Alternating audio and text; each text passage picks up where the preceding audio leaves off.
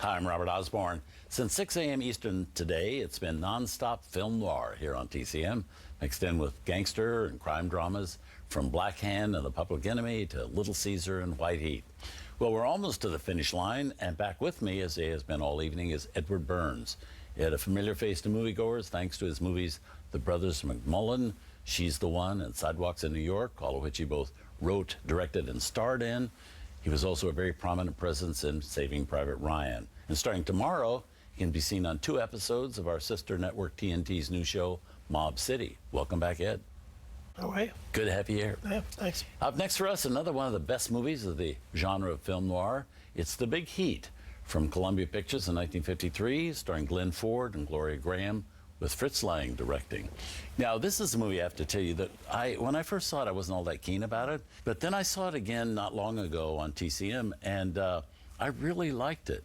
I thought it was terrific. Yeah. I thought Glenn Ford is as good as I've ever seen him, and Gloria Graham's the definitive dame, film noir dame, and Lee Marvin's great in it. I think it's just a terrific movie. Yeah, it's the one in the series that I hadn't seen before, and probably because with this genre, I was always attracted to films based on who the leading man was. You know, it was Cagney, Bogey, Edward G. Robinson, and I really wasn't that familiar with Glenn Ford, so I just never picked up this film, and I was pleasantly surprised. It's a different kind of performance than you get out of, Bogey and Cagney. It's right.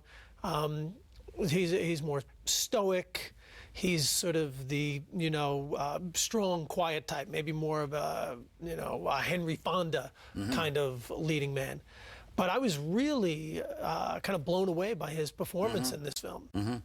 Very tough, very strong, and it's one of my favorites of the 4 that we've seen now. So I'll definitely revisit it. Yeah. Now, this is set in a fictional city. They never mention where it is. Your show, Mob City, is set in Los Angeles, and some of the great film noir things have been done in New York. Yeah. Do you think the city is an important ingredient of film noir? Is it different? Film noir different?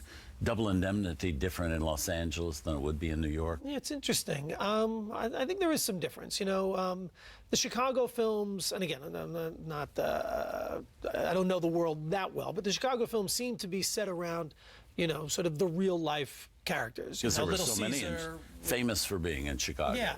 Dillinger and all those guys. But for me, it always felt like when I think about film noir, I think Los Angeles. I don't think New York. Maybe because there have been so many other films made in New York. I don't know. Just the film noirs that I sort of saw early on, and being a kid who was never in L.A., film noir shaped what I thought L.A. was going to look like when I arrived there. I got to tell you, we're so on the same wavelength on that, because I grew up in a little town in Washington State. Okay. And I sing Double Indemnity in those movies and the kind of underbelly of life in Los Angeles, and it's so spread out and everything in the films. I never took to L.A. I lived there for 30 years. Yeah. I never really took to it because I have other friends that couldn't wait to get to L.A., but they thought of it as Hollywood, and they thought of it as glamorous, and they thought, Singing in the Rain and The Bad and the Beautiful and all that kind of stuff. I always saw it as Double Indemnity. Yeah. Yeah, it's funny, you mentioned Double Indemnity. Later on, Chinatown was a big one for me. A sort of more modern noir film. Those were sort of my first impressions of L.A. So when I think film noir, I tend to think L.A. Absolutely. So that's interesting. Well, let's see the movie. Here it is with the supporting cast, certainly headed by Lee Marvin, who gives new meaning to having a fresh pot of hot coffee. From 1953, directed by Fritz Lang, The Big Heat.